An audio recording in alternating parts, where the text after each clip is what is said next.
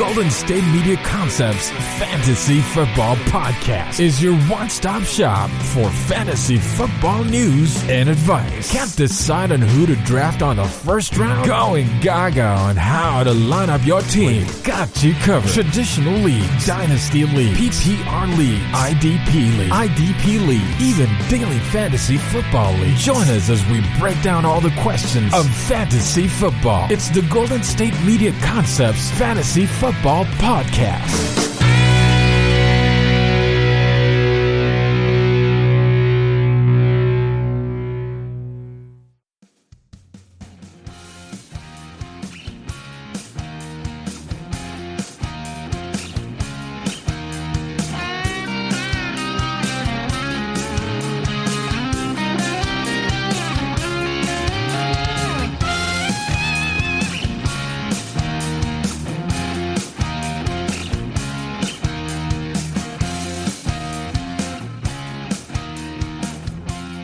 Thank you for tuning into the GSMC Fantasy Football Podcast, brought to you by the GSMC Podcast Network, and I am your host, Ryan B. Some things you got to know about me. I love gambling. I have a Michael Jordan obsession with my love for gambling. Sports, as you can tell, and long walks on the beach. Nah, I'm just playing. I'm big. I love food. I know every single time I look at my debit card, it's like, damn, Big Sexy, we eating again today? And I'm like, heck yes, we are.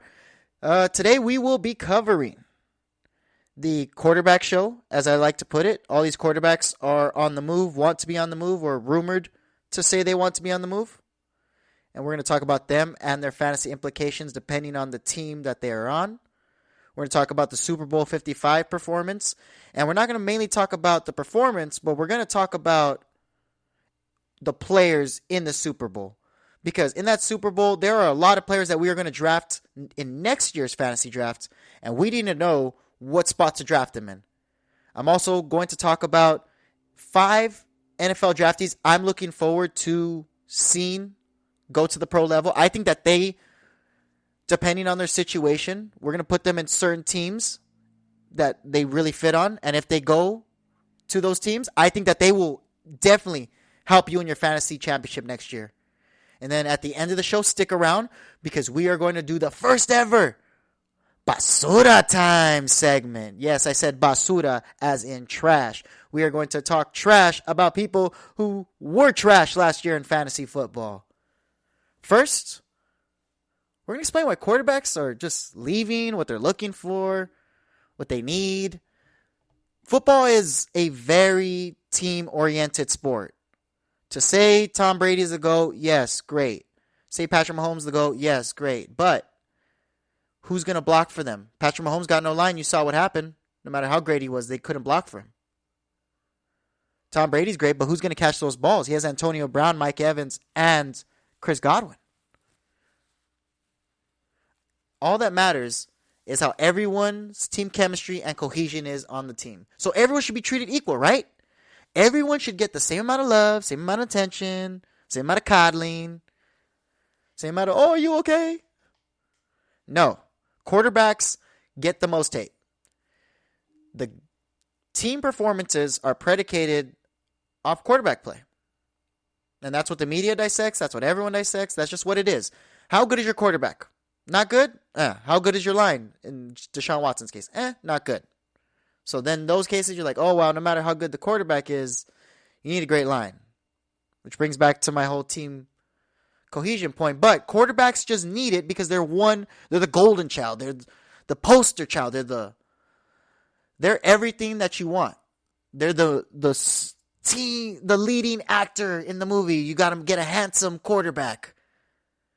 Quarterback is that guy on the field. Everyone, who's the quarterback? Who's the quarterback? So they need specific needs and things to be met because if they don't play up to the potential or to what everyone sees as their potential, then people are going to just start talking trash like me. Say, yeah, this guy kind of stinks. This guy's not that good. He's overrated. And they're like, I'm not overrated. I'm in the darn NFL. I'm less than 1% of the world is in the NFL. I'm in it. And I'm a leading quarterback on a team that actually wins games like Russell Wilson. But you're still going to get trash talk. So that's why these quarterbacks are looking for a place that's going to be somewhere where it's just going to be like a nice, easy fit. I have a nice line. I have some weapons around me. The defense is good, so I'm not going to be on the field all day.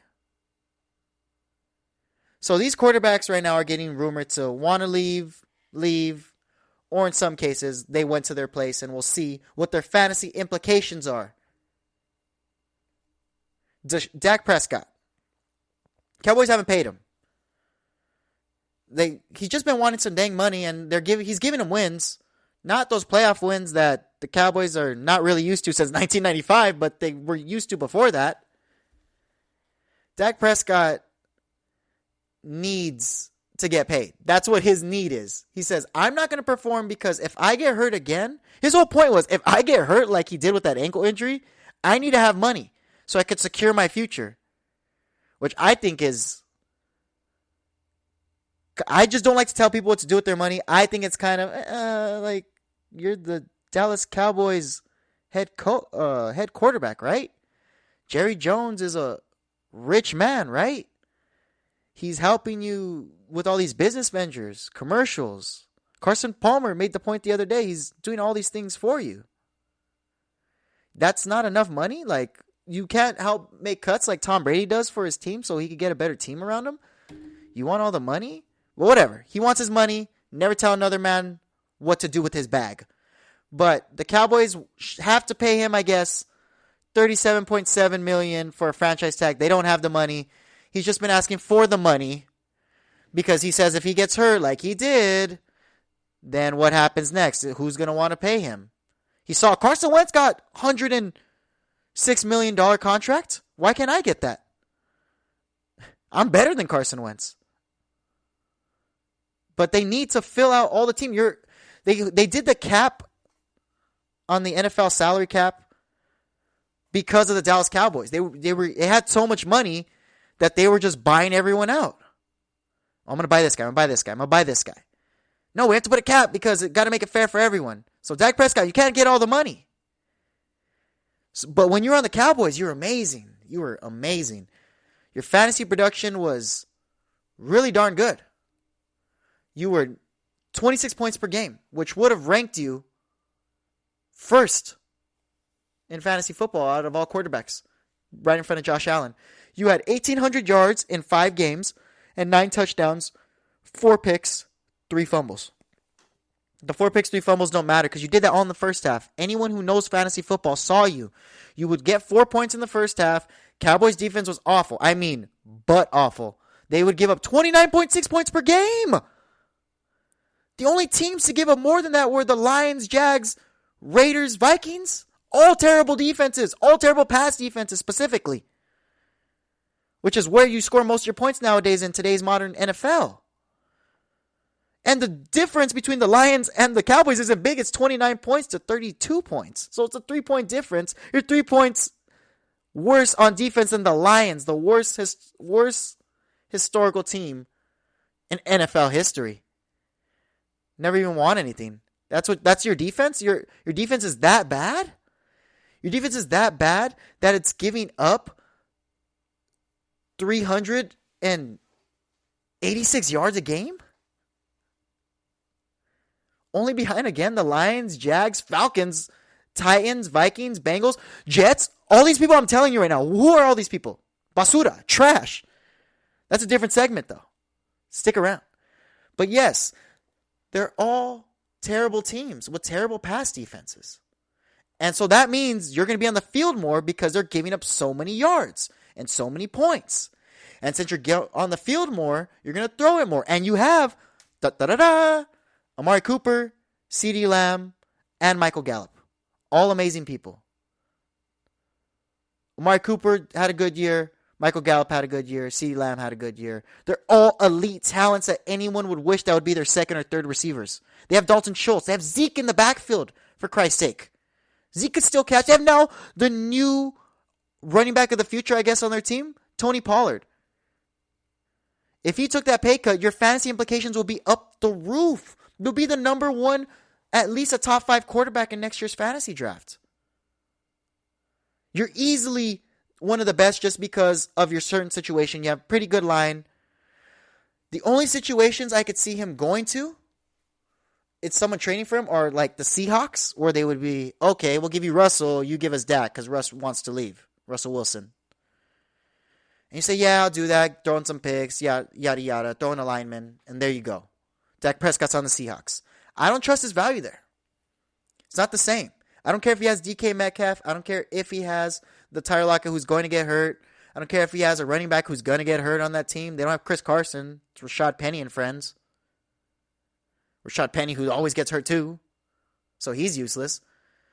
So Dak Prescott on the Seahawks is not something I'm looking forward to. He's not a top 5. He's out of the 10 for me. He's probably 11, 12. As good as like Ryan Fitzpatrick. Because they're going to run the ball too much too. They're going to run the ball a lot. The Broncos, no. The Broncos said they want him because they're going for kind of a quarterback. No, but the Seahawks just have the most realistic chance because they'll say, we'll give you Russell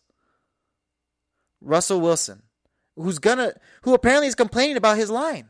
So why are you going to go there? So fantasy implications, if you have Dak Prescott, if you want Dak Prescott next year, he'll be good on the Cowboys.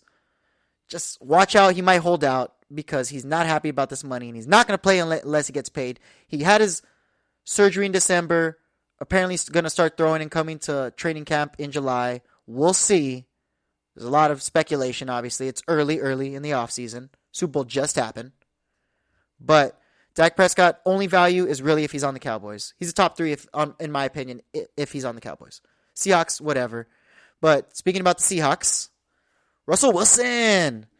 Him and his camp are saying, oh, Russell Wilson doesn't want to leave. But if he leaves, I guess it would be the Cowboys, Saints, Bears, and what was the other one? Cowboys, Saints, Bears, and Raiders. Cowboys make sense. They have a good line. They have all the weapons I said. If anything, Russell Wilson will be better than Dak Prescott because he's more accurate. Mike McCarthy's just a coach who throws. So Russell Wilson on there, boom. If he were to go to the Cowboys, switch him with Dak Prescott for me. Top 3 quarterback. And I hate on Russell Wilson all the time. I really do. Because I just think he's so overhyped. I'm like, this guy stinks. The defense won him that championship.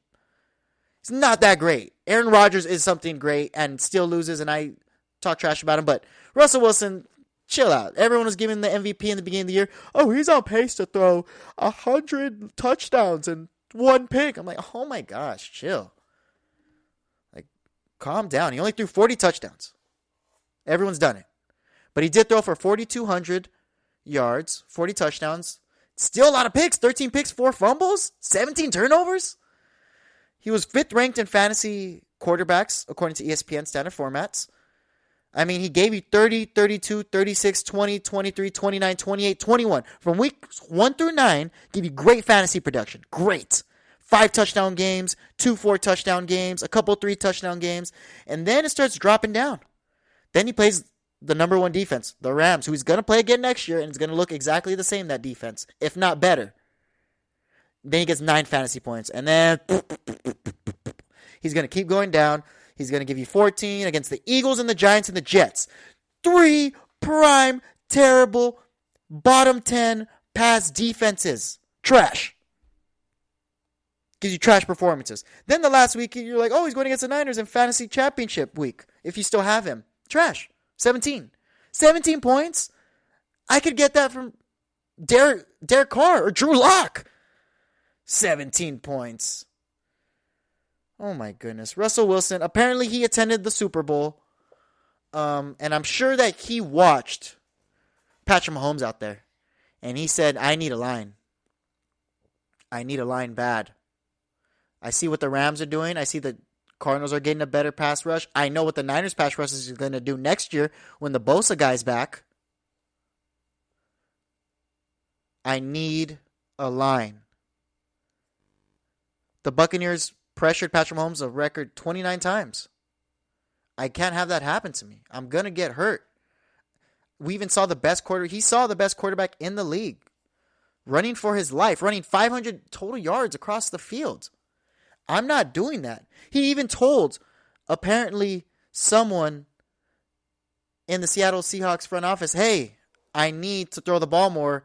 And Pete Carroll chimed in and said, hey, we saw what happens when you throw the ball, referring to him throwing an interception on the 2-yard line against the Patriots in the Super Bowl.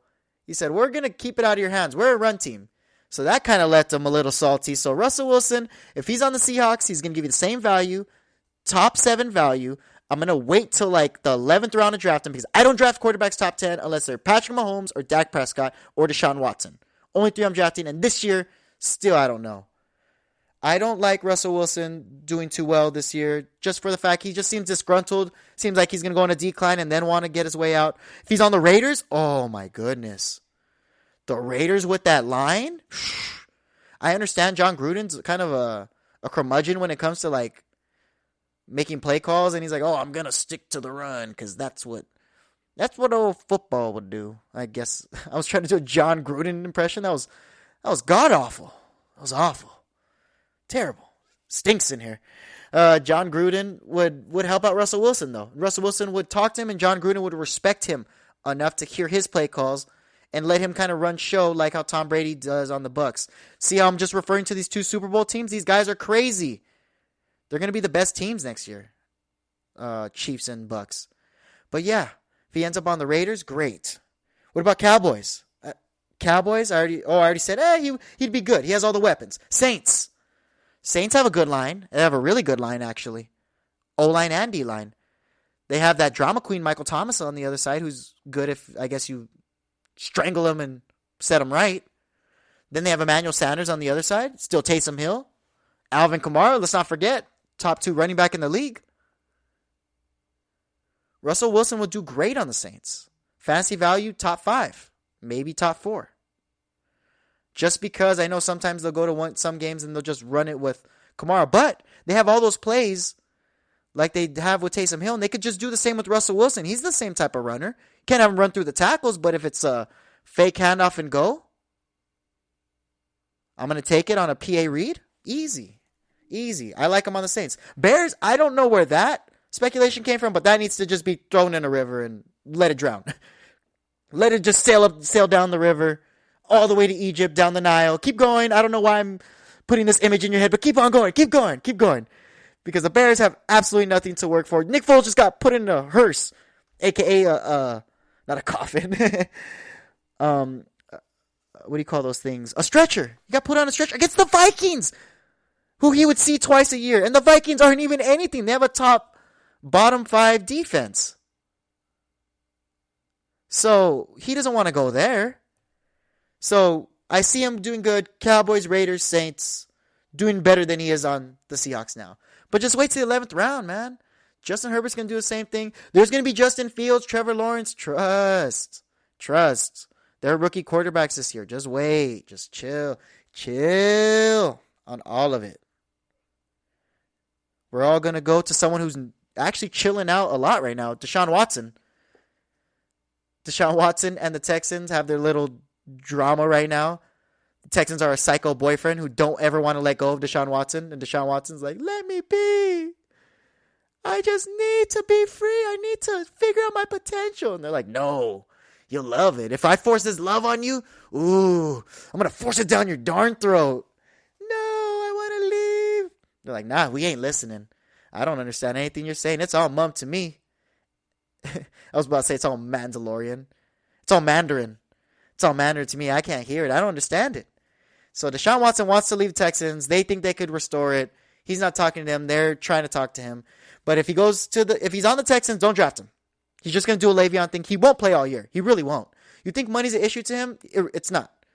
I understand with the new CBA, there's all these rules that you lose a lot of money through training camp and all this, but he will sit out the whole year if he has to do it. He's really not trying to go back to his ex-boyfriend. Well, he sees it as an ex-boyfriend. They see it as their current relationship. But he's not trying to go back.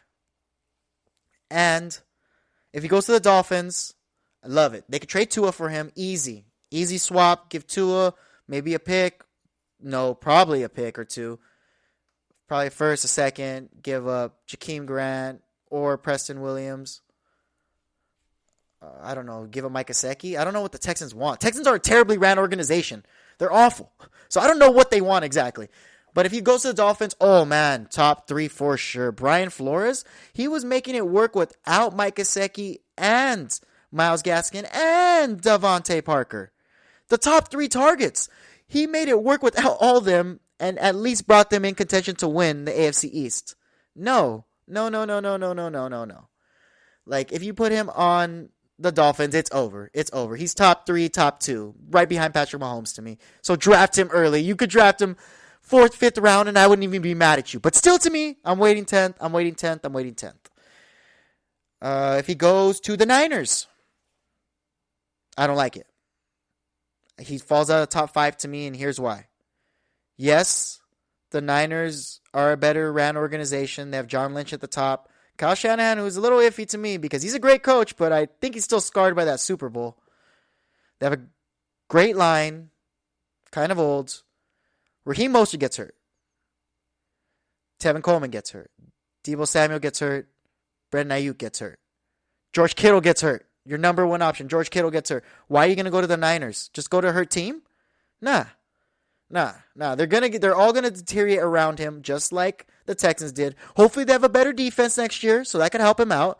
But he's in a tough division.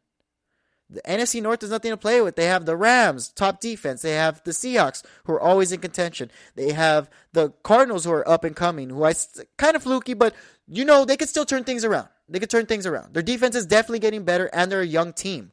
So you never know what their potential could fully be. But I don't like him on the Niners. He falls to 10th, 11th round to me, like where I would normally get quarterbacks. People are going to get him early, and it's like, okay, cute. Go get him. I'll get Justin Fields at the same value, who's going to drop the same numbers at the 11th round. Watch me. Panthers want to give up Christian McCaffrey, and they want to give up 3 first-rounders, 4 first-rounders. Love it. Teddy Bridgewater brings down all the Panthers receivers' values. Deshaun Watson will boost it up. They have Robbie Anderson. They have DJ Moore. DJ Moore is going to be better next year if they have Deshaun Watson. Robbie Anderson will be better because he takes the top off. They both take the top off. And he'll have not Christian McCaffrey, but he doesn't need Christian McCaffrey. Plug in another running back from the draft, Najee Harris. Ooh, if the Panthers got Najee Harris with Deshaun Watson, they'd probably have to give up this pick, though. So that wouldn't happen. But if they were to pair that, it would be crazy. But yes, the Panthers would be a good, actually great fit for him. Because their defense is up and coming with Brian Burns and Jeremy Chin. Matt Rule kind of rules, but I'm still not sold on him. But Deshaun Watson definitely is a glue. He's a guy you could plug in somewhere and they win more games and they definitely do better offensive and fantasy football wise. And they have a better line so he could scramble more. Panthers are the best look right behind the Dolphins to me. It's Dolphins, Panthers, and then if he's on the Texans, don't draft him. Niners, I'm just waiting. Someone's going to draft him early. I don't care. I really don't. Someone I really, really don't care about? But he's someone that's pretty big right now, and we need to know about his fantasy draft stock value because I just don't care because I won't draft him. Carson Wentz. Carson Wentz is now on the Indianapolis Colts. They got Schmeckles for him, a 3rd rounder. Carson Wentz, a former 1st round, 2nd overall pick, is just a shell of himself. I'm so bad on him. It's because also that I see where he's coming from because you get hurt and then the guy in front of you wins the championship and then the Eagles put a statue of that guy outside of the Eagles Stadium on top of that. That's the first Eagles championship that's ever came in history. So Eagles fans that are brutal are never going to see you as the guy. They're always going to see him, Nick Foles, as the guy. So I could see how his ego is shot, but come on, man. You're weak. You're just weak. I don't see Carson Wentz being anything more than a top 12 quarterback. And that's only because he has a great line, if not the best line in all of football behind the Indianapolis Colts line. He has a bunch of weapons. He has Michael Pittman, T.Y. Hilton, Zach Pascal, who's a little shifty at the slot, and he could be a little hurt. But if they get one more receiver in the draft, they could still do it, man. They still have a lot of weapons. They have Trey Burton, Jack Doyle, and Mo Alley Cox at tight end position, all pass-catching receivers. And they do some pretty good blocking. They have Jonathan Taylor. No, they're not going to bring back Marlon Mack, but they're going to have Jordan Wilkins and Nyheim Hines, pass catching back, running backs. The problem is they're a run first team. They're going to try to run the ball. So if they're going to try to run the ball, then it's going to just tamper with his fantasy production. Also, they have a really good defense. Darius Leonard leading it at linebacker. He's awesome. They got an awesome young safety. The Colts defense is good, and their running game is good, so they could keep running the ball and just playing defense all game until they win 17-9. Carson Wentz will give you 12-point games. He'll give you a 30, 40-point game because Michael Pittman's going to help him.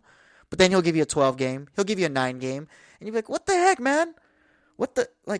That's not what I want. And I mean, Carson Wentz isn't anything special. He was the 21st ranked quarterback in fantasy, 15 points a game. He gave 12, 11, 17, 7, 8, 4 against the NFC East? You can't do that. You can't do that. AFC South is not anything to brag about, but you can't do that. They stink as it is. I mean, Philip Rivers last year, top 18 quarterback, 4,100 yards, 24 touchdowns, 11 picks. That's kind of where I see him. Over 4,000 yards if he stays healthy, 24 touchdowns, 20-something touchdowns exactly, and he's going to have a lot of turnovers. 17 turnovers last year, that's remarkable, man. That's a lot. It's a lot for him to have. Not 17. Sorry. Scratch that. 19. 19 turnovers last year. That's not going to happen with 2,000 passing yards. They threw Nate Sudfeld over you. Nate Sudfeld. That just shows that you're not ready anymore. You have the weapons. He has the line. Just let him fall out of the draft, man. Wait till he's on the waiver wire. There's absolutely no reason to be chasing after waterfalls for Carson Wentz. After the break, we are going to talk about Super Bowl teams, NFL draftees, and my favorite segment at the end where we talk trash, my favorite, Basura Time.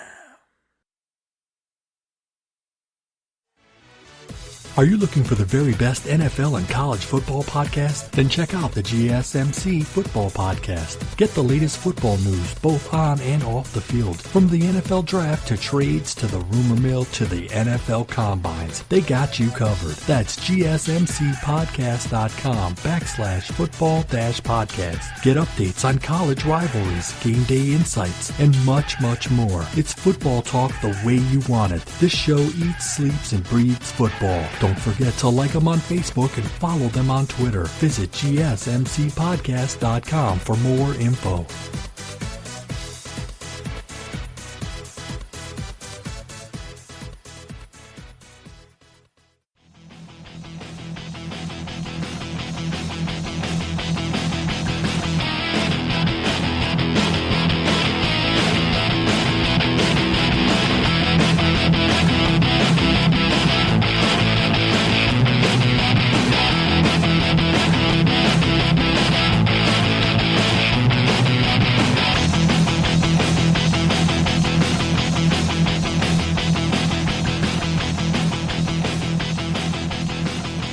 Welcome back. We just talked about the quarterback drama in the NFL. The little cheese messy. I want to be here. I want to be here. Oh, well, I'm stuck here now. The little Mari show. You are not the father. Whole little novela. But also remember later we are going to talk about, at the end, my favorite segment, Basura Time, where we talk about trash players in fantasy in 2020. But during this one, we are going to talk about the Super Bowl 55 matchup. In particular, we are going to talk about the players that played in the Super Bowl 55 matchup as it pertains to next year in fantasy. What I mean is, there was a lot of talent in the Super Bowl 55 matchup. We got Kelsey, Hill, Godwin, Edwards, Gronk, Tom Brady, Patrick Mahomes. All these people, they were so awesome that we need to kind of just figure out where we're going to draft them next year. What is their future holding? Chris Godwin, he's a free agent, but they're really hell-bent that they're going to still get him. And a lot of people are willing to take pay cuts. I don't see why they should get him. They still have Antonio Brown, Mike Evans, Gronk, O.J. Howard, Ronald Jones, Leonard Fournette. They have a lot of good weapons, and I'm sure people are going to want to take a pay cut to come to them, like old, crafty receivers. But they still want Chris Godwin. If he stays on the Bucs, he was ranked 37th according to ESPN fantasy football, standard leagues. He averaged 15 points a game, 65 catches, 840 yards, 7 tubs. He was just too inconsistent, man. He'd have game. It was the problem was he was hurt. Because I thought he was going to be a Julian Edelman-esque type of guy with Tom Brady. What I mean is, I drafted him in the 2nd round last year. Luckily, I traded him. That's why I won the championship. And then he just kept getting hurt throughout the whole year. Like, he got hurt week 2. Then he got hurt weeks 4 through 5. Then he got hurt week 8. Then he got week 13. Like, he was just getting hurt. And then he gives you these games where he gives you 7, then he gives you 4, gives you 9. There's too many people on the Bucks. Tom Brady's giving them the Tom Brady Patriot special, not the Tom Brady special. Tom Brady special is when Tom Brady runs it in on the 1-yard line. That's the Tom Brady special. You don't want that special. The Tom Brady Patriot special is where, I'm not going to just distribute to one of you guys. I'm going to give it to all you guys. This isn't Patrick Mahomes up in here. I'm not going to give it to Patrick Mahomes kind of distributes it, but he gives it to Tyreek Hill and Travis Kelce. I'm going to just give it to Antonio Brown. I'm going to give it to Mike Evans. I'm going to give it to you. Then I'm going to give it to you. Just depending on the play call. I'm going to even give it to, gosh darn, Scotty Miller. So, I mean, it was good if you had him in your fantasy championship. The last couple of weeks, he gave you 13, 19, 30. He had favorable matchups, though. 2 against the Falcons and 1 against the Lions. Terrible defenses, as I said on the show. But Chris Godwin is definitely not 2nd-round value anymore to me. I'm waiting 8th, 7th round on him. If it's like a 10-man league, I'm waiting until the 7th, 8th round. If it's a 12-man league, I guess you got to go the 6th round, depending on where it is. But he's not a top 25 receiver to me. He's where he is. He's 30. He's going to get hurt. He's going to come, score some touchdowns, do what he does, get 800 yards. They could still win a Super Bowl without him doing that. They know that he's not the only sauce on the team. We're going to talk about who the real sauce on the team is. But the real sauce on the Chiefs side is Travis Kelce. Travis Kelce, the number 1 ranked tight end. Man was a baller. Averaged 20 points per game. Had 105 yards. 1,416 yards catching. 105 receptions. 11 touchdowns. Oh my God, this guy's a terror. He's like Godzilla out there, just destroying everything. Nah, Patrick Mahomes said he's a big old giraffe. That's what he is. He's a big old giraffe. Just out there in the field, looking all tall and all.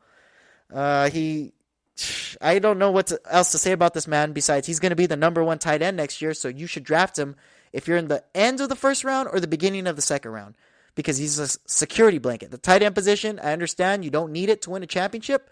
The guy I played this year, he had Travis Kelce in the championship. He only didn't win because I had Myles Gaskin who dropped 37, and Travis Kelce still dropped 22 for him. But let's just say the numbers. His fantasy football numbers. I'm going to say all of his numbers from week 1 through 16. Tell me where you hear something wrong. Let's go. 17, 24, 14, 10, 24, 21, 6. What? He got 6? Oh, no, he got 6. Oh, yeah, because that was the game plan that game. That was a rare occasion because then he got 24, 25, 26, 16, 27, 27, 22, 22. This man only scored under 20 4 times as a dang tight end. He's so consistent. He gets 3 to 9 catches a game, at least 50 to 100 yards a game, on top of at least a touchdown to 2 a game. Travis Kelce is half man, half crazy. He's not as crazy as the other guy, but he's crazy. I'm drafting him early. Easy, I'm drafting him early. There's no doubt about it. I would pair him up with the other guy I'm going to talk about later in this segment. We still got Mike Evans, though. Mike Evans ranked 11th out of all receivers according to ESPN Standard. Had 15 points per game. 70 catches, 1,000 yards receiving. They kind of forced that at the end of the year, but this is the big one. 13 touchdowns. 13 touchdowns in 16 games? Big dog, you're productive as heck. I understand you gave me a 2-point game, a 5-point game, an 8 and a 7, but you also gave me a 23, 25, 20, and a 40. On top of that, a 14, a 15, a 16, a 19, and a 15. Like, Tom Brady just loves to look at you in the end zone. And Tom Brady gets to the red zone because he is Tom Brady, and that's what Tom Brady does because he is Tom Brady. Mike Evans, you're going to get those looks. You're going to draft Mike Evans no later than the third round because they're going to get him in the second probably if it's a 12-man draft. If it's a 10-man draft, you could push the fourth just to see what people will do. But I think Mike Evans, he always plays hurt, and he always scores a touchdown. Mike Evans today is hurt. He hurt his left leg. Oh, no. Doesn't he need that to run? Yes, he needs that, but he's playing. Oh, he's playing? Oh, I started him, and what did he get? Oh, he got you 2 touchdowns on 2 catches for 22 yards. Wait, what? Mike Evans is going to do what Mike Evans does. He's good. He's the 11th ranked receiver for a reason. He's going to be top 15 again. I understand the Bucs distribute it, but this is their sauce. Their sauce is Mike Evans. Mike Evans is the only guy in the Bucs I'm drafting within the first couple of rounds. Because Mike Evans just catches his touchdowns, plays hurt. He's went 6 catches for over 1,000 yards. Just know that. 6 catches, 6 years, over 1,000 yards. In 6 years, he went over 1,000 yards. His first 6 years. Not Odell Beckham, who always gets hurt. Not everyone else who was in that crazy wide receiver draft class. Mike Evans, man. Mike Evans is a baller. He really is. So if you're going to draft him early. Tyreek Hill. Another receiver you're only going to draft probably in the first round because I don't know who's going to let him fall to the second. Tyreek Hill is crazy unless it's an 8-man draft. 87 catches, 1,276 yards, 15 touchdowns. Second-ranked receiver, averaging 21 points per game. What can I say? He had 1 single-digit performance at 5 against the Bills, who have a good cornerback and a good safety. So they probably just bracketed him the whole game and got cooked by Travis Kelce because they lost that game too. He almost had a touchdown every game. He had that 3-touchdown game against the Bucs where he gave you 57 fantasy points. He says, "You're welcome." He threw up the deuces, but then got the deuces thrown back at him during the Super Bowl. Oh my gosh. I can't believe they lost 31-9. Patrick Mahomes was just out there running side to side. It was terrible. Tom Brady controlled the whole game. Tyreek Hill was nowhere to be found, so I know it's hard to remember, but draft him in the first round. I'm drafting him after all those good running backs. Derrick Henry, Dalvin Cook. Probably Christian McCaffrey. Zeke, if Dak Prescott probably stays healthy and stays with the team. All those people I'm drafting. But Tyreek Hill. Patrick Mahomes just got smacked. He's going to have his revenge tour. His OVO Drake revenge tour. It's revenge season. Patrick Mahomes is not taking this lightly. Super Bowl teams usually stink the next year.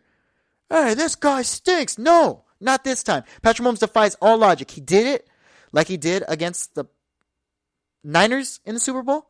You think defense wins championships?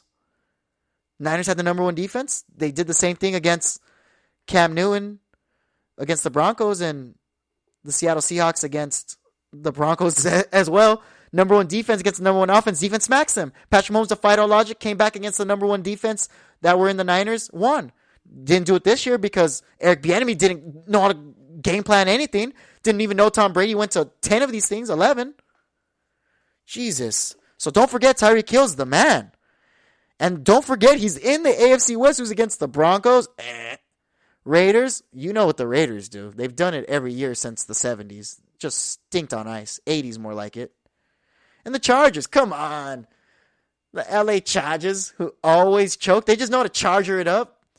That's when you know it's bad. When you start referring to choking as chargering. Awful. So Tyreek Hill is a top pick. I'm very high on him. Very, very high on him. He's the number 1 to me out of everyone I'm going to list out of all these players from the Super Bowl 55 matchup, that fantasy implications lecture. He's the number 1 for me that you would draft. Rob Gronkowski finished 9th in tight ends. 45 catches, 623 yards, 7 touchdowns.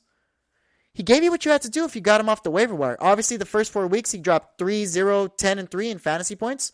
And someone dropped him, got frustrated, said, oh, he's nowhere going to be as good as the Gronk of old. And then he dropped 18, 17, 14. But then he gave you 1 against the Saints, which he's going to see again 2 times a year. And Tom Brady's not getting younger. I know Tom Brady's not going to fall off, but he spreads it around. Scotty Miller's coming out. Probably going to get another weapon. They still have Antonio Brown, who still demands the ball. I know he's not a diva like he was, but he still has an ego, so he still wants the ball. Mike Evans wants the ball. Chris Godwin's going to want the ball. There's too many people. You're not drafting him. I'm letting him fall. I'm letting him fall all the way out. I guess if you don't have a tight end in like the 13th round, and you're like, oh, I really need a tight end, get him. But there's too many people to go around. You could get someone off the waiver wire. Trust me. I got Darren Waller off the waiver wire one time. Clyde Edwards-Helaire, who some people drafted 1 overall, but most people drafted in the first round, was a bust pretty much. 803 yards, 4 touchdowns. It's not his fault. It's not his fault. Patrick Mahomes said, look, I want this guy.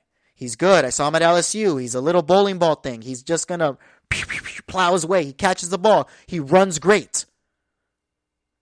But this little cancer that we like to call Le'Veon Bell came onto the team and just tampered his whole value. I mean, the first week he had 25 rushes for 138 yards, 1 touchdown. By the time we're playing against the Dolphins, he's rushing 16 times for 32 yards.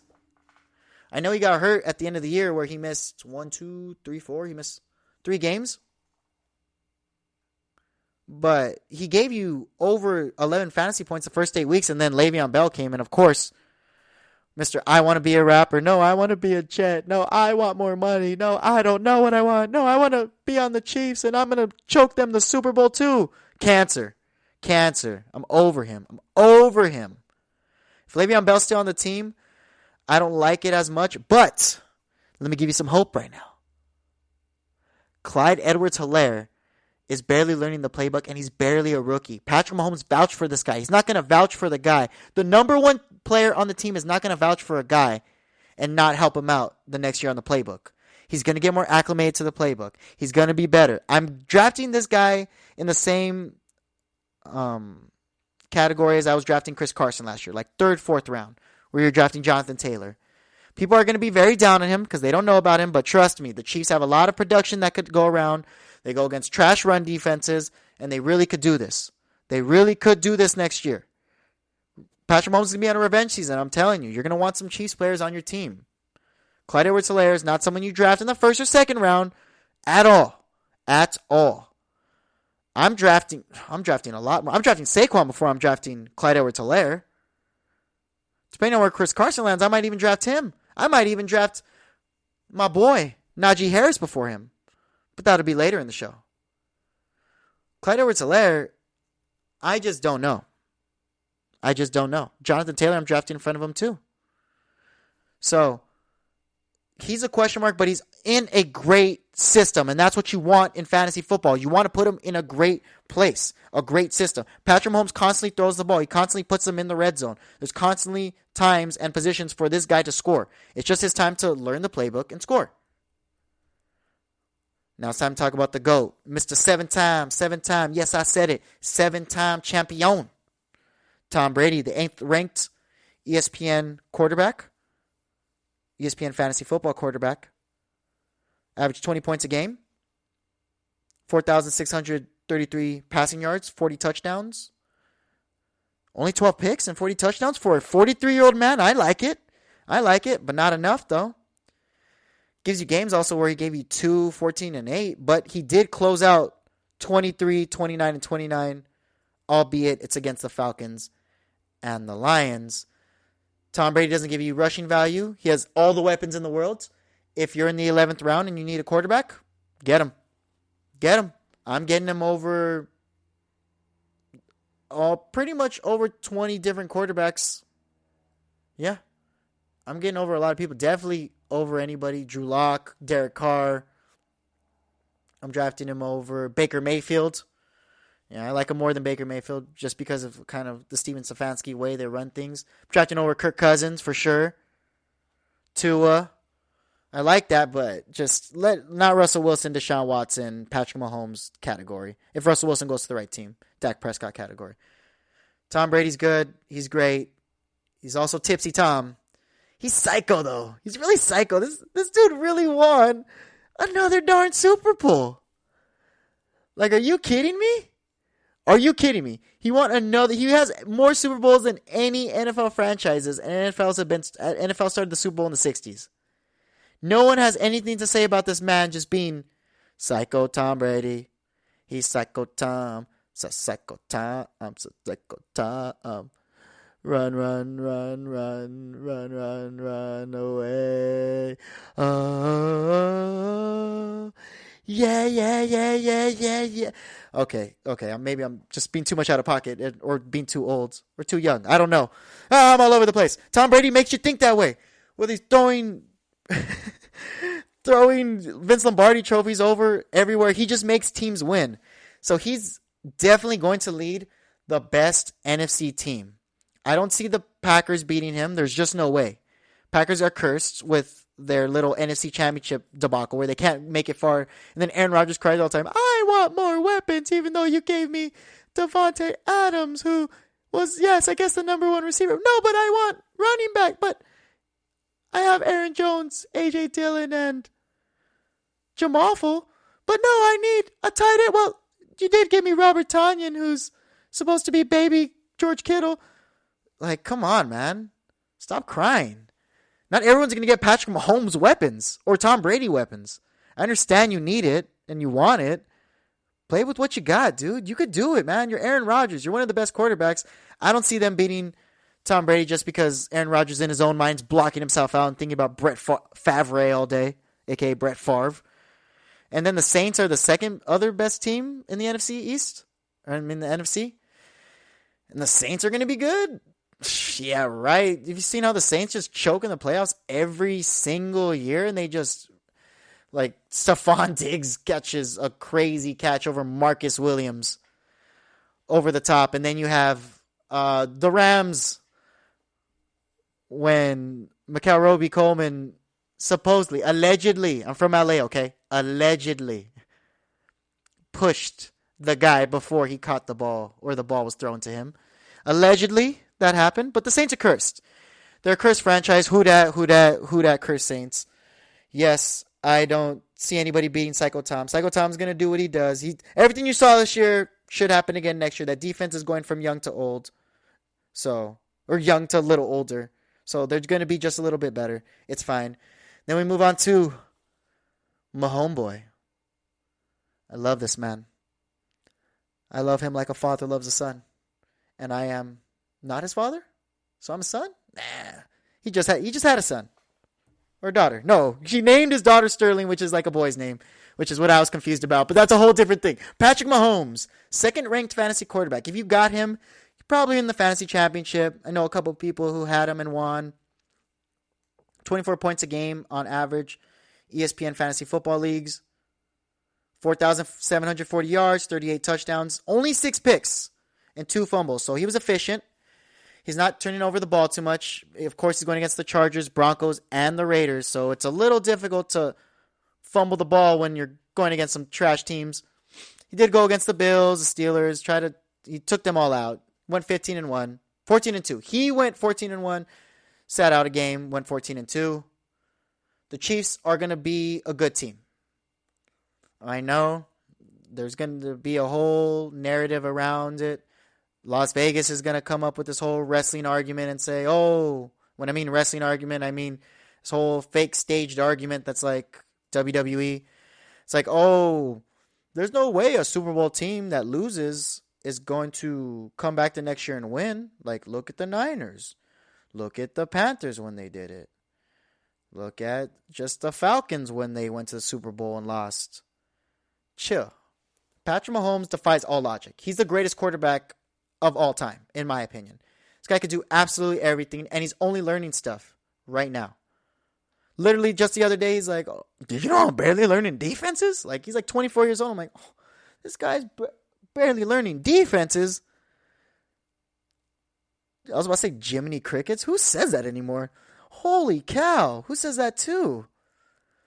Barely learning defenses. This guy adapts to things. He's like LaMelo Ball. He's going to keep adapting to the game and keep getting better and better as the years progress. Like fine wine, baby.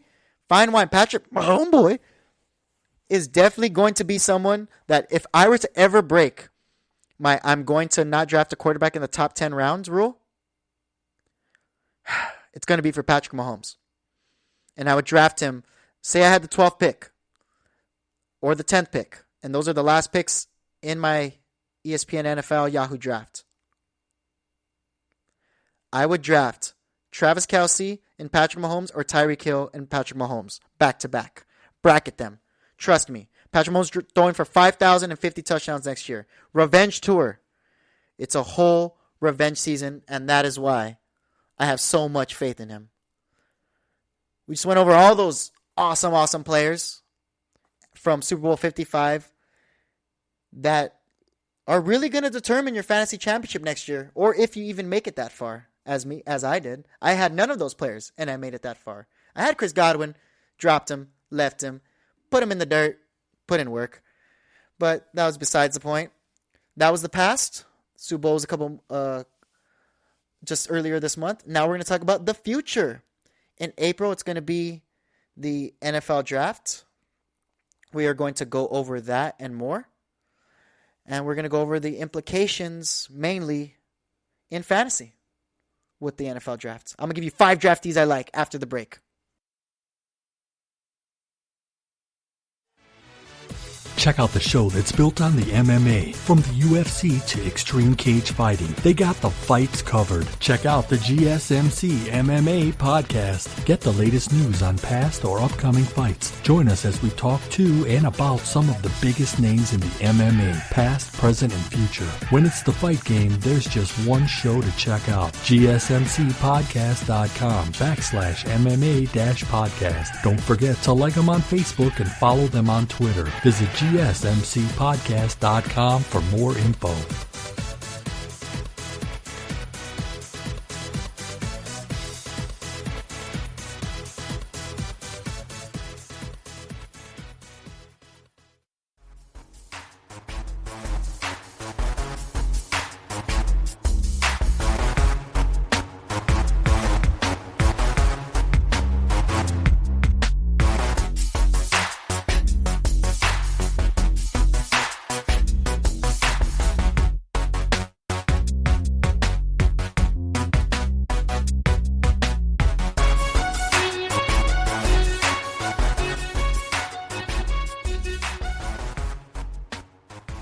Welcome back to the GSMC podcast. I have these 5 draftees that I am looking forward to in this year's draft. The NFL draft is going to take place April 29th to May 1st. I know you're saying, what does the NFL draft have to do with fantasy? It has everything to do with fantasy. Teams from last year are not going to be the same teams as next year. It's just not it's not the same thing. You have to adjust. People have made adjustments to your game. They have seen the film. Film is a huge thing in the NFL. Huge. They look at film all day. That's why the Peyton Mannings of the world succeed. Because they just watch so much film. Tom Brady's. So there's going to be all this film and all these scouts, and there's so much money put into it. Why wouldn't you invest a bunch of money into something that doesn't mean anything? The NFL draft is so important. It's going to dictate how teams are going to do in the future with their line, their defense, their offense. Maybe they'll give people weapons. They won't give people weapons. But we are worried about fantasy because that is what we are here for, the GSMC Fantasy Podcast Show. I am always dramatic. We're going to give 5 NFL draftees that I like, and they're going to have a lot of fantasy implications. A lot of fantasy implications going into next year's draft. We have, but just know, they're not in no particular order. I'm just giving you 5. And if they land in these certain predicaments that I'm putting them in, they should be able to thrive and help you in your fantasy championship and get sleepers. You can get easy sleepers on this right now. So, let me give you the first one. Devontae Smith, Alabama wide receiver. Devontae Smith just won the Heisman, had 105 receptions, 1,600 yards, 1,641 yards to be exact, 20 tubs. Yes, a CBS record, 20 touchdowns. This guy put up one of the best, if not the best, fantasy seasons, college football seasons of all time. He goes crazy all the time. His route running is impeccable. By like balancing his speed, he always fools defenders into thinking it's going to be like a deep play. And then he just moves back. Like his route running is so crazy. It's better than Jerry Jeudy's. He's really, really, really, really good. And we've seen it in Alabama. He's tough. That's what helps. Like could take the big hits. He could easily take the big hits. You could give him a slant over the middle. Safety's going to hit him. He'll easily get right back up. Be fine. But that's not always fine, just because the only problem I have with him is that he's 6'1", which is meaning like he's like as average receivers go, height-wise. He's 175 pounds. That's way too small. He's got to bulk up a bit. As tough as he is in college, these are some big boys too. He could do it, but who knows if he's going to sustain some injuries. But if he doesn't sustain injuries, which, by the way, is another point I'm here to make, don't dictate your fantasy implications on injuries. If you dictate your fantasy implications on injuries, then you're not going to get Alvin Kamara like you did last year. Alvin Kamara was a top 3, top 1, numero uno running back in fantasy football. Easy. A top 1 fantasy football running back. And people who didn't draft him this year were drafting him because last year he was dealing with his knee injuries, this, that. He wasn't playing most of the year. If you go off injuries, then there's no point in drafting people. So, Devontae Smith's projected to go to the Dolphins in some I've seen, and some mock drafts I've seen. So the Dolphins would be an amazing fit. I literally just said, especially if they were to get Deshaun Watson, I see them just getting him open like crazy. Like there's no way he doesn't get open. Like no way, absolutely at all. Like Jakeem Grant got open. Lynn Bowden Jr. got open. But like, nah, I don't see any reason why they would not go off. Or like why he wouldn't go off on the Dolphins. The Dolphins would work it out. Because Brian Flores is a good coach, assistant coordinator for the New England Patriots.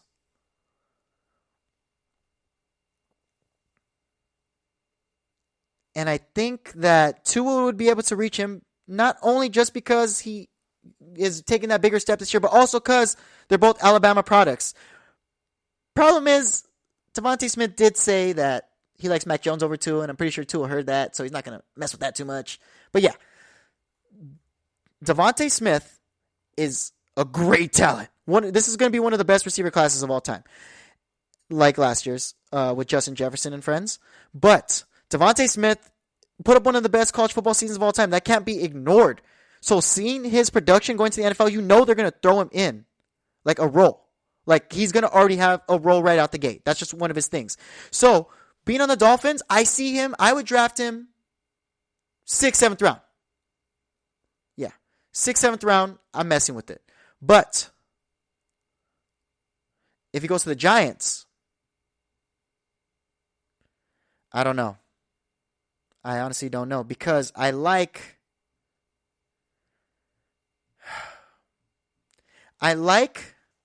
Daniel Jones, but I don't. Because he still has raw potential, but I really don't because he has raw potential and messes it all up. So if he goes to the Giants, I'm waiting. I'm taking a flyer on him. I'm waiting later.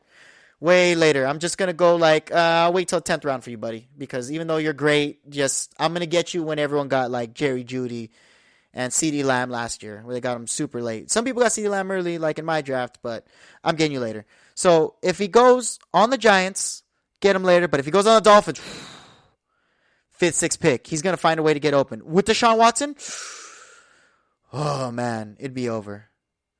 Someone else, another receiver that I really, really, really like, Jamar Chase.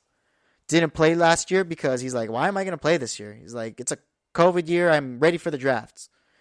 His sophomore year, Jeebus, man. Jeebus Christ. This guy had 84 catches, 1,700 yards, 20 touchdowns. Like in the championship year with Joe Burrow. He was supposed to be the best receiver coming out of the 2021 draft. But he decided to chill out a year. I guess probably get his quickness a little better in his route running. Because he has so many strengths. He's physical and imposing, has a tough style of play. He fights for all the balls, aggressive at the catch of point, always in control, has the alpha mentality, and he's decisive. Think about that. Think about that word. Decisive. He could make football IQ plays during the right times, not force plays like the Carson Wentz is. Not, I'm spazzing out. I'm not decisive. I'm just going to do this, do that. No, he's decisive.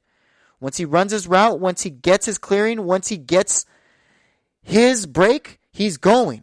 He's going through it. He's running through balls. He's not going to be like, okay, because also think about it. You're jumping for a jump ball.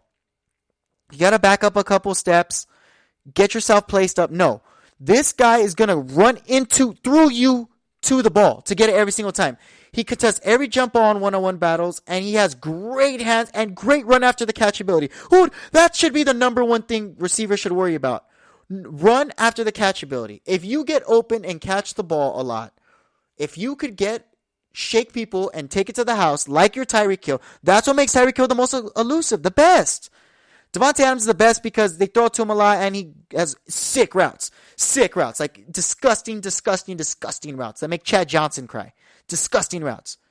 But if you're looking at like everything else, yards after the catch, getting separation, making football moves on your decisiveness is what you need. And I see him going to the Lions. And if he goes to the Lions, I'm liking it. Because Jared Goff is going to force it to him because I don't think that Kenny Galladay situation's solved over there. They said it was because of his leg, and then they said it was because of his ribs, and then they're saying, oh, I don't know anymore. No, I don't think so. He definitely is going to be the number one option over there. He's strong. He's going to have a Justin Jefferson breakout year. I understand Jared Goff's not that good, which is why I'm going to say if you're going to draft Jamar Chase, get him in the 8th round. But the talent is so crazy. I think he was going to be the best receiver out of last year's draft, let alone this year's draft. Like, oh my goodness. Jamar Chase is so good. His weaknesses are he isn't the quickest, and he relies on his strength to create separation as opposed to like, oh, I'm going to hit you with I'm going to get a little jab. He's like, oh, I'm big. I'm going to run through you and run around you, which is, DK Metcalf method. Hello, it's always going to work. And then he needs to I guess he just needs to block a little better, which is not going to put you on the field all the time, but he's the best looking receiver in the draft class. And he's easily going to be a first rounder. If he goes to the Raiders, behind that line, the Raiders are going to not know how to use him. Draft him later. Draft him in the 10th round, because if you think the Raiders don't know how to use Henry Ruggs, let me tell you, they do not know how to use Jamar Chase and are going to just get rid of him or waste his whole value. So stay away from him if he's on the Raiders. Oh my goodness. But these are just 5 draftees, I'm telling you, because Devontae Smith, come on. He gave up one of the best years in college football history. You got to look at him. Jamar Chase, you got to look at him because he's just one of the most physically imposing and best looking receivers on tape. It's crazy. He's NFL ready. That's what makes him awesome. The next person who's NFL ready is apparently Zach Wilson. I've been looking at a lot of tape on him. He has great arm talent. I'll give you that. He's projected to go to the Jets, wherever they land, because they might trade their pick to fall back. But if they get him, because they're not sold entirely on Sam Darnold, they're not sold on anything at his organization because they don't know what they're doing, and they're the worst ran organization next to the Texans. And that's why I wouldn't doubt it if them and the Texans may have done a trade with each other, and you just don't trust any of that. His arm talent is the clear strength. He could throw it to anybody at any given time.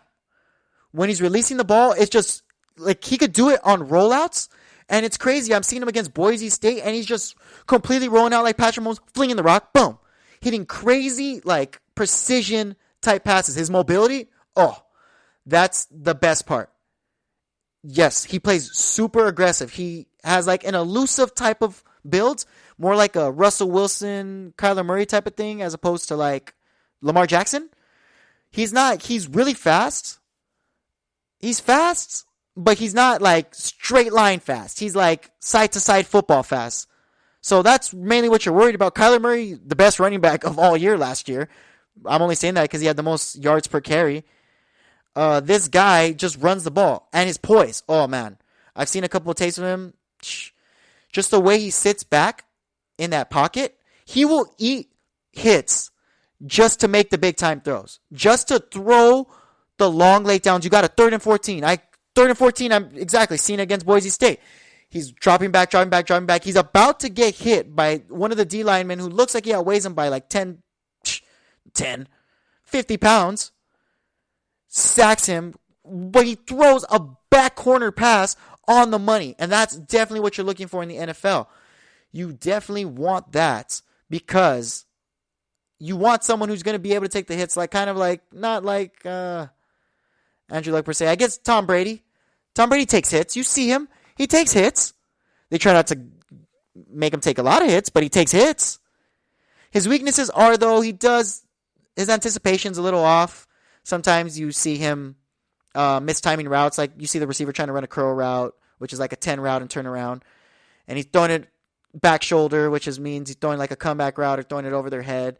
And it's like, and you gotta know that the NFL is a lot faster than college. So if you're not getting that timing down, like, boy, you better start getting that timing up a little much. But I mean, that's something again they could work on. His size. He's listed as 6'3", but I see him as more like he's like a 6'1", 205, which puts him in the same category as like Baker Mayfield, Colt McCoy, Chase Daniel, those small guys who don't really pan out as much as you want, who have like the athletic comps on them. They fit good schemes. He would fit. Only way I see him fitting because he has like an air raid offense. That's what he does. They throw the ball, run mesh routes where receivers cross a lot. A lot of you either go deep and the bottom and the shallow routes are more of cross routes, digs, little shallow routes. Just people clapping hands side to side and running side to side across the field, kind of like what Patrick Mahomes does. So he works more in that Nick Sirianni offense, which would work with the Eagles. Eagles would be good for him. If Zach Wilson were to go to the Eagles, I think that would be his best fit. And that's where you would be like, I'll put you on my watch list. But once again, I'm just telling you people, like, this is someone as a sleeper. You're going to look at him and be like, okay, I remember what Ryan said. He said that he works good with 3-level floods, isolated vertical patterns, rollouts. He works good on the go with these little wide receiver mesh route passes, which is what the Eagles do. If he goes to the Jets, I don't know how he's going to do, but Ryan said look at him, so just keep an eye on him. Keep an eye on the watch list. The reason why I'm talking about him over Justin Fields and Trevor Lawrence, you hear all about those guys. Zach Wilson is someone, the BYU product, is someone who's good. Not good, I mean really great, just like those other people. So I think that he definitely is like a little better than Justin Fields on the list. Not as good as Trevor Lawrence because Trevor Lawrence is crazy, but he's definitely over Justin Fields and Trey Lance on the list. So that's why I specifically want to go over him as opposed to those guys. But yes, Zach Wilson, let him fall out of the draft. No one's going to keep an eye on him. No, this is a stacked draft class, but keep an eye on him though. Keep an eye. He's really good. He's out of all the quarterbacks on tape besides Trevor Lawrence, I like him the best. That's why I'm talking about him, okay? Keep an eye on him. Another person I also like, Mac Jones. But not for the reason you think I like Mac Jones. Not for like, oh, hey, he's great, right? I understand he had a great year, threw for 4,500 yards, 41 touchdowns, and 4 picks. Great year, but he's also had Devontae Smith and Jalen Waddle, a bunch of people who are awesome at wide receiver, and then he has Najee Harris in the back, you know? Like, Jesus or Jeebus. Mac Jones, his accuracy is really, really good. We love it. He went off in the LSU championship game. It was crazy. He has all the intangibles of a decent quarterback. He's almost 6'3", weighs about 220, has a long wingspan, almost 80 inches. He's good. He's good. He's really, really good. And, like, I think he's the best Nick Saban product that he's had. I think he's better than Tua. I think he's better than, who's the other one? There's a lot of them. AJ, what's his name? AJ McCarron. He's better than all those guys. But he dominated in the national championship game, throwing 464 yards, 5 touchdowns with no picks, 36 for 45 in one of the biggest games. So you know this guy has a certain swagger, a certain confidence about him. Mac Jones is awesome. I like kind of how he does things. He's like a lower tier starting quarterback, but imagine if he were to start on like the Patriots, if the Patriots got him. Imagine how much that would work. They made like a West Coast type of offense for him. He's good on like quick rhythm throws. And then the periodic deep shots. So like you're throwing 1, 2, 3 drop step. You're doing 3-step drops instead of 5-step drops. 1, 2, 3 boom. 1, 2, 3 boom. What did Tom Brady do when he was there? Why was he mad? Because he had to keep throwing those little slant routes and it wasn't working because his receiver sucked. But if Mac Jones with an Allen Robinson, a good receiver on the other side, maybe I don't know, someone else, Zach Pascal, off the waivers. Not off the waivers. I'm talking about free agency. But if they were to get him onto their team, he could do those quick passes that Bill Belichick wants. He could put a scheme around Mac Jones. If Mac Jones goes to the Patriots, you keep a fat eye out for him. A big, big, fat eye. I don't know what a fat ojo, a.k.a. eye, looks like, but just keep a big, fat eye out for him. Because honestly, I think that he would work so well on the Patriots. He would work so good. Because Bill Belichick's basically, or Nick Saban does the same things as Bill Belichick. I'm a stubborn old man. I'm stubborn and old, and we're gonna not have fun. We're just gonna work. That was my best Nick Belichick, Saban, Bill impression where I combined them both together. Just some disgruntled old coaches. But yes. Mac Jones on the Patriots, keep a good eye out for him. That's someone I'm really excited. Really, really excited about. If that specifically were to happen. If he were not to go there and were to go to like the Raiders, that's cool too. But I don't see him going to like the Lions, the Broncos, the Niners, or even having that much success. Patriots is where it's at.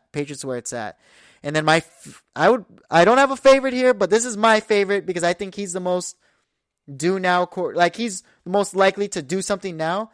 Najee Harris, ex-running back of the Alabama Crimson Tide. Go Tide if you like the Tide. He's a power back on third downs, but he can catch. And if you have PPR, he can catch. And if you like points, he can catch. And if you didn't think he could catch in the SEC championship game, he caught 5 catches for 67 yards and 3 touchdowns, and he ran over 2 people. He's a power back.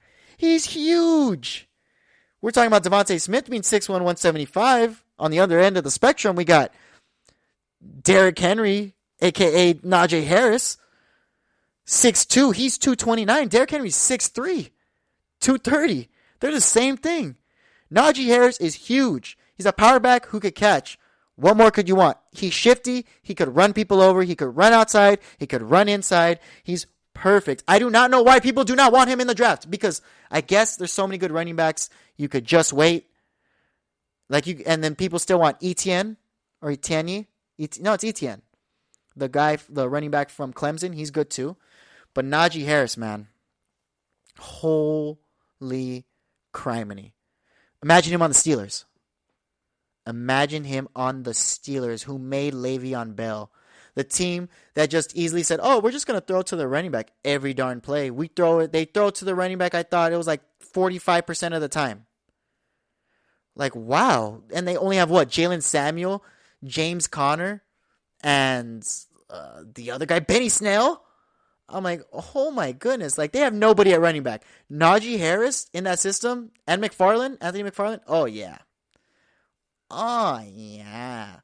No, he's definitely in the running for, like, one of the best ones, you know? But Najee Harris on the Steelers would just fit with them so much for just one simple fact, and one simple fact only. because he's the best running back to come out of this draft. Yes, I said it. He's the best running back to come out of this draft. It's not even close. He's like by far either. Or not even close like at all. If I knew how to talk. He's the best running back by far. You can see it in the championship games. He's played against the top schools, SEC. He's ready for the NFL. Imagine him on the Cardinals. Imagine what you thought cruddy Kenyon Drake was supposed to do. That's what Najee Harris will do. He will catch the ball. He will run people over. He will get those fantasy balls. He will rush for over 1,000 yards if he was on the Cardinals and get over 500 yards catching. Najee Harris would be so awesome. I would draft him in the 3rd round if he was on the Cardinals or Steelers. If he gets on the Cardinals or Steelers, 3rd round. I draft him in front of a lot of the other people I said. Clyde Edwards-Helaire, I draft Najee Harris in front of. Easily. If he's on the Steelers or a team of that nature where they just throw it to the running back and milk him. Like the Panthers. Even if they got the Panthers and Deshaun Watson, I'm going to just cry me a river. I would just cry because that would be such a beautiful tandem in heaven. But if he ends up on the Jets or the Broncos, Chargers, just get him a 7th, 8th round. But I'm telling you, watch out for him. He's going to take over someone's starting spot. He's going to take over someone's starting spot. Mark my words. Najee Harris is probably the one out of everyone I got to take away. That's the one. But yeah, we just went over all the NFL draftees that I like and I'm looking forward to in fantasy next year.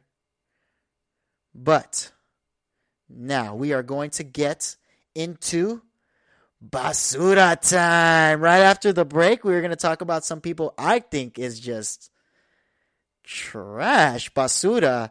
And we are going to talk about them. And we're going to go over all the people you guys were disgruntled about this year in fantasy football, but you couldn't say it out loud. So I'm going to say it loud for you. Next.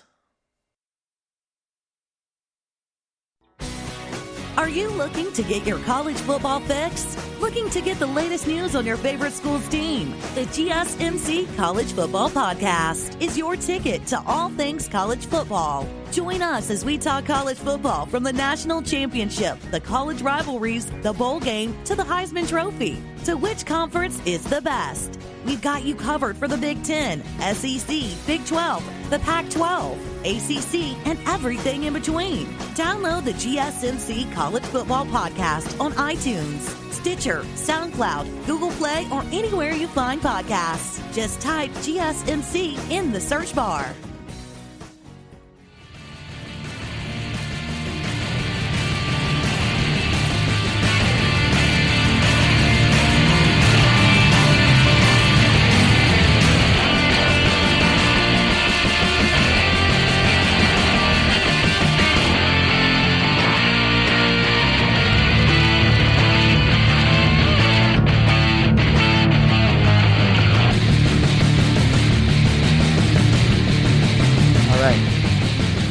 Back at the GSMC Fantasy Podcast Show. And we just went over the top NFL draftees. Now, it is time for Basura Time. Yes, in Spanish, basura is what trash is. Basura Time. I have a trash can right here that I'm going to reach in with some names that I have been disgruntled about and I think are absolutely basura. And we are going to go over all of them and talk about where they were ranked before the season started and then see what they did for us in fantasy and see how they were basura. First, we're going to talk about basura Christian McCaffrey. Oh, no, it smells in here. Drafted first overall in most draft boards. And he was definitely the first running back off the list. Christian McCaffrey was someone that everyone banked on. But we all know he got over 300 touches for 3 years in a row. You thought he was going to have the same value? Ranked number 1, ended up with ranking of 50. Yes, 50. Yes, he did play 3 games where he got 5 touchdowns, averaged 26 points a game, where he got 27, 23, and 36. So, yes, the production was there, but he only played 3 games, and you used your first pick on him. Oh, he stinks. Oh, he stinks. It stinks so much in here. Next, in the magical trash can. Oh, another guy who stinks. Joe Mixon. Oh, it smells like basura in here. Joe Mixon. He was ranked on ESPN boards at the beginning of the 2019 year, before everything started. He was ranked 9th running back off the board. You know what he finished as? 45th, averaging 15 points a game. He played the first 6 weeks where his best performance was 42, yes, but then his second best performance was 14. 14, 14, 7, 12, 5. And then he didn't play again the rest of the year. And he just kept playing with your emotions like, am I going to come back? Am I not? I'm not, because I stink. I smell. I'm garbage. Trash. Oh, man. I know we're all just mad about that Joe Mixon pick. And that is why he is definitely basura. Let's go get another person. Oh my goodness. It's smelling so fat in here. Odell Beckham Jr. I don't care if you're hurt on this Basura Time segment. We drafted you. We had faith in you. We drafted you in the first 3 rounds, and you said, I'm going to take a big poop on your chest and make it smell like Odell Beckham with his 23 catches, 319 yards, and 3 touchdowns. Not only was he crying all year that he didn't get the ball, so even when he was playing, he had performances of 5 points, 9 points, and 4 points, according to PPR ESPN. But he didn't play after week 7 after he broke his leg. Gosh darn it, Odell Beckham. You stink. You're trash. I'm tired of you being all about swag and being so trash. Last year you gave us such a trash performance. Last time you gave me a good performance was back when I first got you off the waiver wires in like 2014 when you were just a New York Giant. I'm so over you.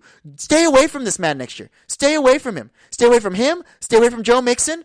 Christian McCaffrey, don't stay away from him. Like I said, don't let injuries tamper you. But these 2 guys, these guys are in terrible situations, and they're not going to get better. They are basura. Next name in the trash can. I'm really putting my hand in some trash can. Ew. All right. It is, oh my goodness, the guy I drafted first overall this year with the 6th pick on the board, the first ranked receiver according to ESPN pre-mock drafts before the 2020 season started, Michael Thomas. Oh, did someone just fart in here? Oh, it stinks. It stinks so much. Michael Thomas, I drafted him with the 6th pick. Luckily, I traded him. I don't know why a fool would want him. But yes, I traded Michael Thomas, and I am happy for it because what he gave you at the end of the year was not the number 1 receiving ranking that he got in the beginning of the year, but the number 85 position rank, averaging 11 points per game according to PPR, 40 catches, 438 yards, and no touchdowns all year. First game, got hurt, 4 points. Didn't play till week 9. Got 10, 4, 19, 9, 19, 16. That is not what we drafted you for, man. Oh, you're so basura. I want to call you a bunch of different things, but we're on air right now. Oh, my goodness. You stink. You stinks. Your grandma stinks. Nah, I'm not going to attack your grandma. Your feet stink. Your toes stink. Ooh, they stink. And I'm tired of you. And if I'm drafting you next year, I'm not. Because you're such a drama queen. You're just like Antonio Brown 2.0. I'm over you. So if you want to draft him, get him. I'm flying on this guy. Because he stinks. Basura. The next on Basura Time, let's see what's the next person. Oh, this guy didn't stink as much as the last guy, but he stinks too. Some people drafted him in the 2nd round. In the pre-rankings, he was the 4th ranked receiver to come off the board. Julio Jones. Yes. The guy named Julio was ranked 4th, and then he finished the year ranked 45th. Averaging 15 points a game, 51 catches, 771 yards, and 3 touchdowns. See, he wasn't as disappointing, but he was hurt from after week 13 on. He was hurt week 12, then he was hurt week 5, then he was hurt week 3, then week 2 he gave you 4 against the Dallas Cowboys. Are you kidding me? Their terrible defense I referred to earlier. Then the Green Bay Packers, they're terrible pass defense too. With Kevin King back there, ranked 7, he had 7 points. Gave you 33, 17, 20, and 16. That was the glory days, and then that's all he gave you. That's all, folks. Julio, I rode you to a championship one year. You're my man. You're my soulmate. Just stink. Stay away. 6 feet away. 6 feet away. Plus another 6 feet because of COVID. You stink. And that is why you are Basura. Next person. Let's reach into this trash can. Oh my God. I knew this guy stunk before he stank it up before the stinking season. James Conner. I was not high on him because this guy is just waiting to get hurt. Yes, he's the ultimate comeback story of cancer. Love this man. And yes, I did have him on a fantasy championship winning team when I picked him up because Le'Veon Bell did me dirty. But what have you done for me lately? You were ranked 19th to come off the board. People still weren't high on you, and then you finished 27th. You got hurt all the time, like I said. Running back by committee. This offense is geared towards you, man. It's geared for you to get the ball, bro. Why am I saying bro like I'm from Manhattan Beach, bro? Hey, bro. Come on, bro. You smell, bro. You're stinking it up. Like, what's going on? Jaime Conner? 721 yards, 6 touchdowns. You were out week 12 and 13, out week 15. The weeks we needed you, you gave us 10, 17, 1, 4, and 6. And PPR, though. PPR. We drafted you second round. Come on, man. Come on. I wish I could snap my fingers without it being loud in your ear. Come on. You're basura. Go outside because I heard on Sunday they pick up the trash. Go outside. Go outside. Because last year, I don't even have faith in you next year. You, Julio, don't have faith in you at all. Nope, I'm not drafting you. Still not drafting anyone I've said so far. Still not messing with it. Not messing with it with a 10-foot pole. Then we got... this is why I didn't mention him during our Super Bowl segment. I know your people were thinking like, hey, what about Lenny Fournette? What about Leonard? You mean the guy who we wasted like a second-round pick on because the Jaguars traded him? And then he had like unknown fantasy value, and then he had to learn the playbook, and then he was kind of hurt, and then it was whatever. Oh my goodness, man. Leonard Fournette, Jesus. This guy was ranked 20th to come off the board. 20th. And he finished at 35. 35? And that's what you're giving us? No. And he's going to finish the same way next year. He's definitely going to finish the same way next year because he has only 367 yards and 6 touchdowns, and that's just kind of what he does. He gave me one 27-point game, one 15-point game, one 10-point game, one 20-point game, and everything else was 5, 8, 4, 0, 3, 2, 4. Sounds like I'm counting down right now. Oh, it's so trash. Lenny Fournette, you're a great piece to a Super Bowl team. Don't get me wrong. And that is why you work for the Bucs so well, and that's why the Bucs are going to try to retain you. And that is why they're also going to probably keep Ronald Jones because they don't need you to be there every play like the Jaguars did, but they did need you. They do need you. And they're going to keep you, and as long as they keep you, I see the flies around you, bro. You smell. You smell like straight up basura. Like, it's not even funny. Let's go. Next person. Speaking of high picks that didn't pan out. How about Mark Ingram? Mark freaking Ingram. He was the 23rd drafted running back out of overall, indicating that he's pretty much an RB2. Instead, he just completely cratered, and I can't even blame him. It's just really the Ravens running backs. They had that frustrating rotation of Mark Ingram, Gus Edwards, J.K. Dobbins, and as the year went on, then they battled injuries, and then Mark Ingram had to go against Dobbins and Edwards. Doesn't matter. As you can tell by my list, we're disgruntled, we're mad, we're not thinking with logic here. You were ranked 23rd around running backs. Chill out, bro. Then you finished 76, averaging 4 points a game, 299 yards and 2 tubs, and I'm sure that people saw what the number one rushing offense in the Ravens did last year with Lamar Jackson. But you got to understand the NFL is literally, what have you done for me lately? Last year was last year. It's a completely different year. It's not the same stuff. So everything that matters, the GM, the coaching, assistant coaches, the schemes, who's on the line, who's not on the line. So a lot of things changed, and then it brought you to here. Mark Ingram giving you his highest performance of 15, week 2. And then for all those people who had faith in him, my friend Sal got 3, 10, 5, 2, didn't play, 4, 0, didn't play, 3, 0, didn't play. And you're banking on this guy. I'm sure some people drafted him 5th round. You were really banking on him, and nah, bro. It's just the Ravens running back situation is very confusing too, just like with the Buccaneers situation. I just wouldn't touch it. Just don't touch it, man, because I know J.K. Dobbins is the man of the future, but they're never going to, as long as Jim Harbaugh's there, they're never going to stray away from the running back by committee. And it's just not enough volume for me and enough consistency for me, because Lamar Jackson's also a running back, which he'd get mad if he heard that, but he's also a running back, so I know that he's going to take away from the fantasy production of all their running backs, so no, I don't buy it. Let's reach into the hat. Oh, my hand's starting to smell with all these picks right now. Oh, yes. You know what's funny? 3 people on this list were on one of my best friend's fantasy teams. She had Christian McCaffrey, Joe Mixon, and this guy right here, George Kittle.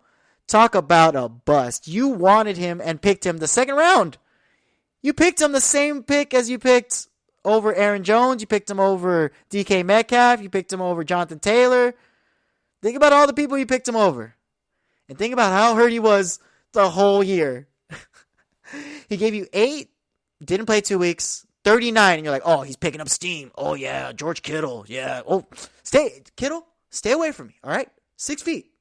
Corona, 6 feet back, because Basura. Sorry, Kittle keeps trying to get close, and he's smelling. But yes, they gave you 39, 8, 23, 10, and 5. Then he didn't play weeks 12 through 15. Then played the last 2 weeks if you just made it some miracle of God to the fantasy football playoffs without him. But this guy, you drafted him first overall. He was the 2nd-ranked tight end behind Travis Kelce.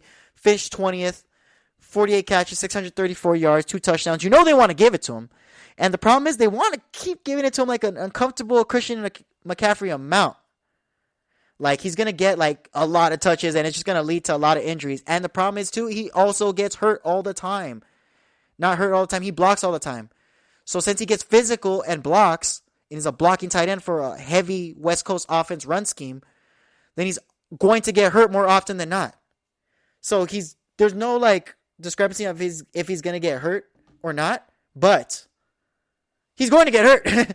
And, like, his odds in my head are too high to get hurt, so I'm staying away from him again. I stood away from him this year, and I'm going to stay away from him next year. He's basura. Trash. He's great when he's on the field. But the best ability is always going to come back to what Bill Parcells said. Availability. That's the best availability. Bunch of words I can't get right. Here we go. Kenny Golladay. Just a conundrum of a man. This guy's like 6'5". Stop him. Can't teach that height. 20 catches, 338 yards, 2 touchdowns.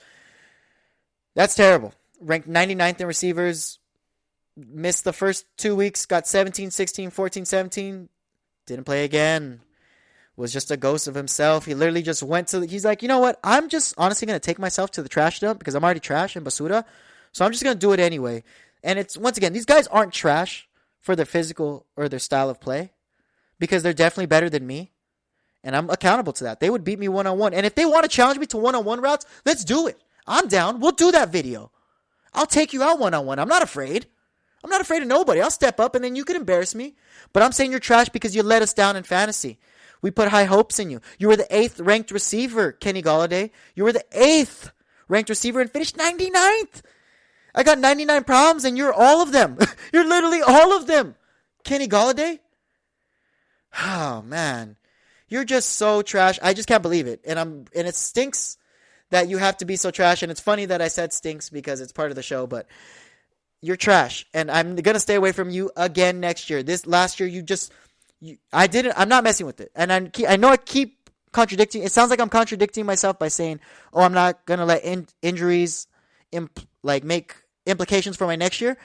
But that's if the implications for next year are good, like situations for the injuries. Like I said, Dak Prescott coming back to the Cowboys, he has all the weapons. Kenny Golladay is coming back to the Lions with Jared Goff, who's also might add Jamar Chase and take away stuff from him. And they're the Lions, the worst franchise in history. I don't touch people who are on terrible teams. They're not going to put points up. How that doesn't make sense. You don't want to be on the highest prolific teams because like the Bucks have a lot of weapons to spread it out. You want to get the best weapon they have. You want to be it like they're the number one option on a great offense like Devontae Adams on the Packers. But Kenny Golladay is neither. Nanya. Trasha. Basura. I feel like singing right now. But I can't sing, so I forgot that, so I just thought about it again too. And then the last guy, it looks like, in the trash list. Oh. See, I have a special place of hate for this guy in my heart. Because last year, I was so high on this guy, Daniel Jones. I thought he could have had a breakout year. And you're asking, why could he have a breakout year? I don't know. I'm smelling him from here, and he smells awful. Basura. 2,943 yards thrown, 11 touchdowns, 16 turnovers. Ranked 24th amongst quarterbacks. He was ranked 12th before the season started. That's Basura if I've ever seen any in my life. He gave you 6 single-digit performances as a quarterback who predominantly touches the ball. He was out 2 weeks. Everything else was 120-point performance against the Eagles when he ran that crazy play, and then he tripped. He literally tripped on grass. He is so basura. Like, it's really not even funny. It's not even funny how basura Daniel Jones is and how much faith I put. The special place I have for him in my heart. I just don't respect him at all or like him. And I would never, ever draft him. I wouldn't touch anybody who's going to draft him. I wouldn't trust anybody who knew somebody, who knew another guy, who had neighbors with another friend, who were also second cousins with another guy. I wouldn't touch that guy. The first guy out of all the confusing guys I said right now. If that last guy ended up drafting Daniel Jones. That's how much I'm staying away from Daniel Jones. And that was Basura Time. Football, if there's anything we've learned, it's just all about team chemistry. Quarterbacks feel like they need it. They need a little more love because of their egos. It kind of shows because, if you give the best quarterbacks in the world, a.k.a. Patrick Mahomes and Tom Brady, the best weapons, they end up in the Super Bowl. But it's all about the future. That's why the draft is important. Pay attention to the draft. Pay attention to who you like as your 5 draftees in your mind already. It all depends on the situation they land in, but who do you like and where they're going to end up. You always got to make sure that when drafting, just know, I'm always saying, don't draft a quarterback in the first 10 rounds. Don't do it. There's so many more quarterbacks you could draft, but just don't do it. If there's one thing you could learn from me today, it's don't do it. Don't do it. We talked about these trash basura players, and I hope you like that too. Thank you for listening to the GSMC Fantasy Football Podcast, brought to you by the GSMC Podcast Network. I would like to ask that you please remember to subscribe to the show and write a nice review. It really helps. It really helps if you could write a nice review. Also, if you can please follow us on Facebook, Twitter, and Instagram. Thank you, and have a good night, people. You've been listening to the Golden State Media Concepts Fantasy Football Podcast, part of the Golden State Media Concepts Podcast Network. You can find this show and others like it at www.gsmcpodcast.com. GSMC.com. Download our podcast on iTunes, Stitcher, SoundCloud, and Google Play. Just type in GSMC to find all the shows from the Golden State Media Concepts Podcast Network. From movies to music, from sports to entertainment, and even weird news. You can also follow us on Twitter and on Facebook. Thank you, and we hope you have enjoyed today's program.